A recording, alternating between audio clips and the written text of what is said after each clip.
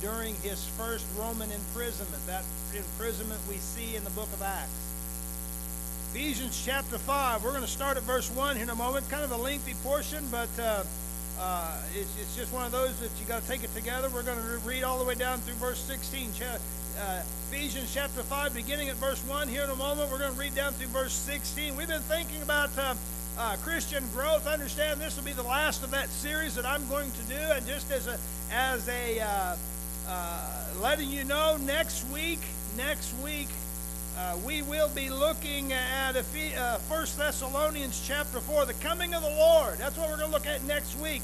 Asking you the question, if Jesus came today, what would you do differently? That's what we're going to look at next week.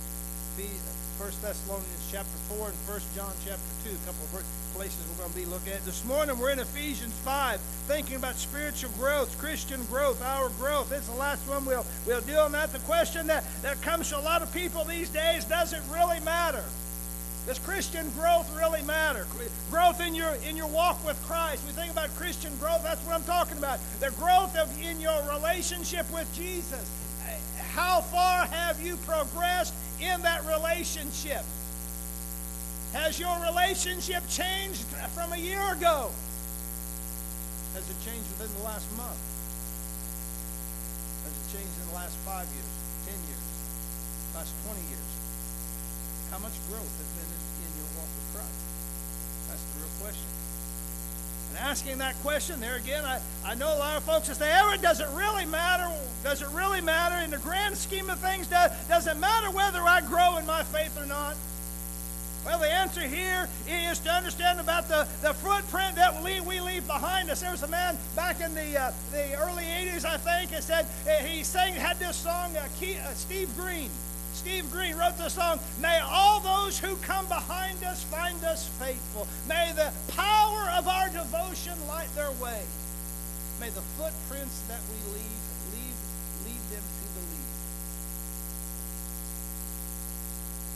Understanding the footprints that we leave behind us, all too often we are guilty of of only thinking about the present, only thinking about where we are at right now and how we can be benefited by whatever we're doing. All about us.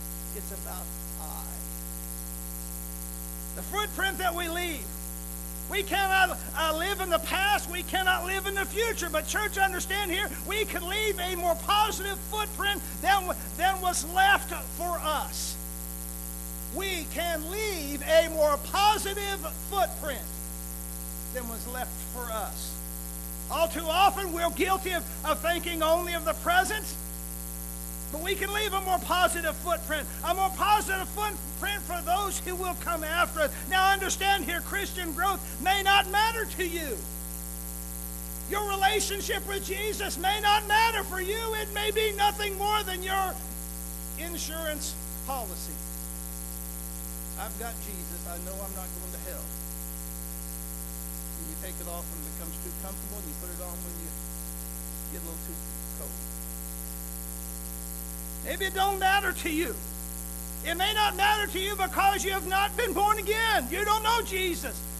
Think about that phrase, born again. We didn't hear a lot about it until Jimmy Carter when he was elected president in 76 talked about being born again. It means you got Jesus in your heart. You've asked Jesus to come in there. He's Lord and Savior. Maybe you've never done that. If that's the case, then I understand your priorities lie elsewhere. Or if you are content with mere formal Christianity, then there's no need for growth. Mere formal Christianity. Or maybe you're backslidden. You're backslidden.